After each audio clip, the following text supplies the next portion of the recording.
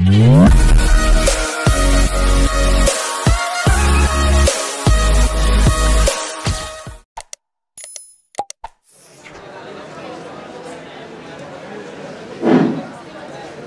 दिया जाए, आज के क्लास में आप सभी स्टूडेंट पढ़ने जा रहे हैं नर्नस्ट इक्वेशन का एप्लीकेशन, यानी एप्लीकेशन ऑफ नर्नस्ट इक्वेशन। इस नर्नस्ट इक्वेशन के एप्लीकेशन में आप सेल पोटेंशियल और उसके बाद इक्विलिब्रियम के स्पॉन्टेनिटी का और उसके बाद इलेक्ट्रोड पोटेंशियल का कैलकुलेशन कर पाएंगे। तो स्टार्ट करते हैं सेल पोटेंशियल के कैलकुलेशन से, यानी कि इसका फर्स्ट एप्लीकेशन नर्नस्ट इक्वेशन का एप्लीकेशन में आप फर्स्ट इक्वेशन पढ़ने जा रहे हैं सेल पोटेंशियल का कैलकुलेशन। तो सेल पोटेंशियल का कैलकुलेशन कैसे किया जाता है, ऐसे तो हमने पिछले लेक्चर में भी सिखाया था, आज फिर अच्छे से जान लीजिए। कभी भी किसी इलेक्ट्रोकेमिकल सेल का, जैसा कि आप सभी स्टूडेंट जानते हैं, इलेक्ट्रोकेमिकल सेल में दो हाफ सेल होता है, एक ऑक्सीडेशन हाफ सेल, एक रिडक्शन। एक पर ऑक्सीडेशन होता है, एक पर रिडक्शन, एक पर लॉस होता है, एक पर गेन। तो निश्चित है कि सेल रिएक्शन होगा, और सेल रिएक्शन होगा तो सेल रिएक्शन के आधार पर आप रिएक्शन कोसेंट का मान निकालेंगे। यानी कहने का मतलब है कि नर्नस्ट इक्वेशन की सहायता से आप कैसे सेल पोटेंशियल का वैल्यू निकालते हैं, इसके लिए आप यहाँ समझने जा रहे हैं। तो we can calculate the value of cell potential of given cell when the cell reaction of given cell is known। पहले तो सेल रिएक्शन बताना चाहिए। सेल रिएक्शन होने से क्या होगा, पता चल जाएगा कि इलेक्ट्रॉन का लॉस और गेन कितने का हो रहा है, पता चल जाएगा कि कौन सा इलेक्ट्रोलाइटिक सॉल्यूशन है और उसका क्या कॉन्सेंट्रेशन है। तो and the concentration of reactant and product are known, then we can calculate the cell potential with the help of Nernst equation. तो यहाँ पर इस दिए गए इलेक्ट्रोकेमिकल सेल का मान लिए हम कि सेल रिएक्शन ये है। तो सेल रिएक्शन ये है तो Q इक्वल, आपको समझाया गया था कि कभी भी रिएक्शन कोसेंट का वैल्यू लिखते हैं तो प्रोडक्ट के एक्टिव मास का प्रोडक्ट ऊपर और रिएक्टेंट के एक्टिव मास का प्रोडक्ट नीचे। और एक चीज़ और यहाँ जानना है कि अगर प्योर सॉलिड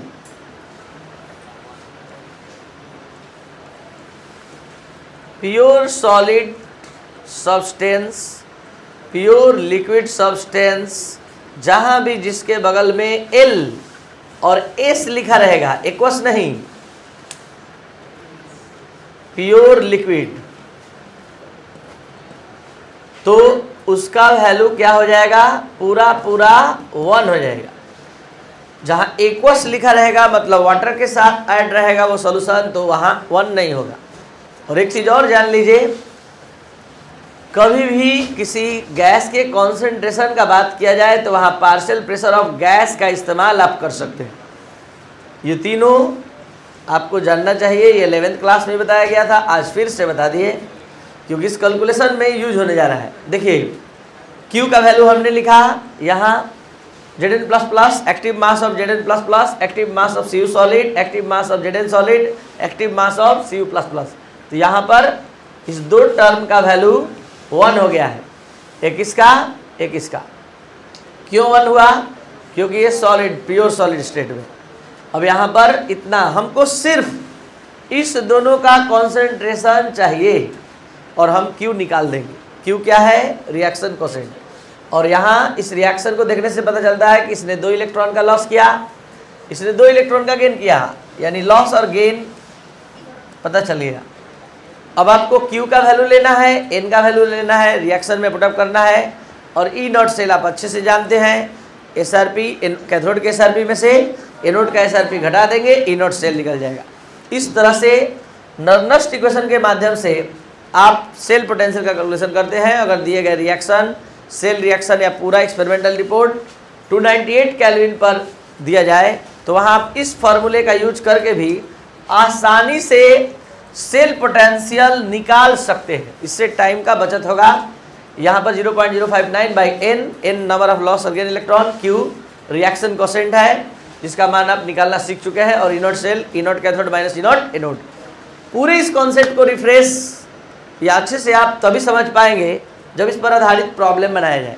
ये प्रॉब्लम बनाते ही आपको कॉन्फिडेंस आ जाएगा और आप कल और आज के पढ़ाई को बेहतर समझ पाएंगे। देखा जाए, write the Nernst equation, NCERT problem number 3.5 क्या कर रहा है, write the Nernst equation and determine the EMF of cell, मतलब आपको सेल पोटेंशियल निकालना है और एक गैल्वेनिक सेल बनाकर दिखाना है, मतलब सेल डायग्राम। तो यहाँ ईएमएफ ऑफ द सेल और राइट द नर्नस्ट, मतलब सेल डायग्राम नहीं बल्कि नर्नस्ट इक्वेशन केवल लिखना है और उसको सॉल्व कर देना है, और सॉल्व कर देंगे तो सेल पोटेंशियल निकल जाएगा और नर्नस्ट इक्वेशन के फ्रेम में अच्छे से सबको व्यवस्थित कर देना है। तो हम तब तक से नहीं लिख पाएंगे, तब तक से नर्नस्ट इक्वेशन नहीं लिख पाएंगे जब तक कि दिए गए सेल डायग्राम को हम ट्रांसलेट ना करें, मतलब बदले नहीं सेल रिएक्शन में। तो आप लोग इतना कैपेसिटी में आ चुके हैं कि आप इस सेल डायग्राम से सेल रिएक्शन लिखवा सकते हैं, और ये दोनों का एसआरपी सामने है। और हम लोग को क्या निकालना है, एक बार फिर से बता दें, हम लोग को बस नर्नस्ट इक्वेशन इसका लिखना है और ई सेल का वैल्यू निकालना है। मेन हमारा लक्ष्य ई सेल निकालना है। इसके लिए सबसे पहला काम, क्वेश्चन पूरा पढ़ने के बाद अब इस सेल डायग्राम को सेल रिएक्शन में कन्वर्ट करिए। कैसे करेंगे, बहुत आसान है, कोई प्रेशर लेने का जरूरत नहीं है। बस जाइए एनोड पर, एनोड का रिएक्शन लिखवाइए। बोलिए, अलग अलग दोनों हाफ रिएक्शन लिखाएगा, जोड़ेंगे तब सेल रिएक्शन होगा। इतना हड़बड़ाना नहीं है, एकदम आराम से। +2। अब आइए कैथोड पर,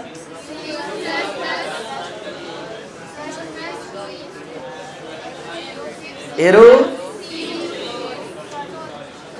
Cu सॉलिड। अब इसको आप ऐड करेंगे, ऐड करेंगे तब आप सेल रिएक्शन, और ये सेल रिएक्शन कंप्लीट होते ही आपको n का वैल्यू मिल गया, n का वैल्यू मिल गया। जल्दी से बता दीजिए, n इक्वल, पता चल गया इलेक्ट्रॉन का लॉस गेन 2 का। अब आगे का काम कुछ समझ में आ रहा है, क्या निकालना, Q निकालना है। और Q निकालने में जरूरत पड़ेगा जिसका कॉन्सेंट्रेशन, इसका कॉन्सेंट्रेशन यहाँ छुटा हुआ है, क्वेश्चन में लिख लिया जाए।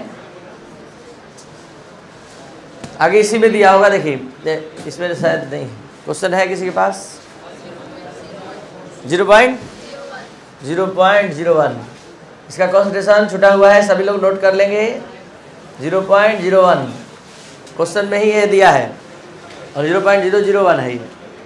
चलिए आगे बनाया जाए इसको। Q बोर्ड पर ध्यान दीजिए, इस रिएक्शन के माध्यम से .00 सही वैल्यू जो क्वेश्चन में दिया है वो ये है 0.001 m, 2 जीरो है और यहाँ 3 जीरो। ध्यान देंगे, थोड़ा सा भी मिस्टेक होगा फिर आंसर नहीं आ पाएगा, इसलिए ध्यान से क्वेश्चन पढ़कर लिख लेना जरूरी है। ये मिस्टेक जैसे हमने किया आप नहीं करेंगे, ध्यान देंगे। चलिए Q का वैल्यू बोला जाए, Q इक्वल पहले कॉन्सेंट्रेशन ऑफ प्रोडक्ट, बोलिए Mg plus aqueous Cu solid, Cu plus Mg solid. किसका किसका वैल्यू 1 होने जा रहा है, Mg प्लस का कॉन्सेंट्रेशन क्वेश्चन में क्या दिया है 0.0001, इसका वैल्यू 1, इसका वैल्यू 1, इसका वैल्यू कहाँ से आ गया, क्वेश्चन में दिया है सेल डायग्राम में, ठीक है, इलेक्ट्रोलाइट के बगल में। जल्दी बोला जाए, पूरा 10, नीचे आएगा 1000, ऊपर जाएगा 10,000, हट गया। Q का वैल्यू मिल गया, N का वैल्यू। अब सीधे सीधे नर्नस्ट इक्वेशन पर चलने का जरूरत है या उससे पहले का और काम बाकी है, E नॉट सेल। जल्दी से जाइए, एसआरपी बताइए कौन एनोड कौन कैथोड। Mg क्या बना है, एनोड, और वो कैथोड। तो Cu का वैल्यू पहले बोल दीजिए, प्लस 0. -2.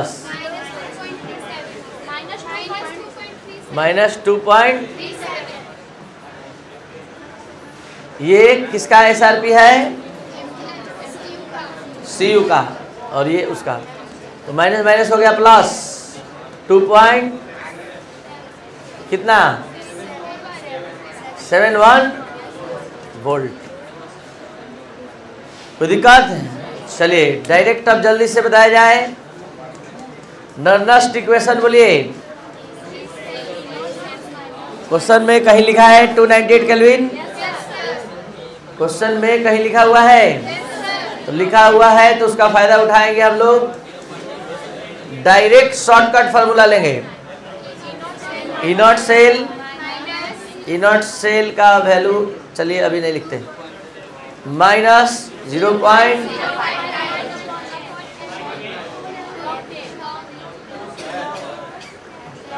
n का भी वैल्यू पता है, और यहाँ पर थोड़ा सा नर्नस्ट इक्वेशन दिखाने के लिए हम लिख पा रहे हैं।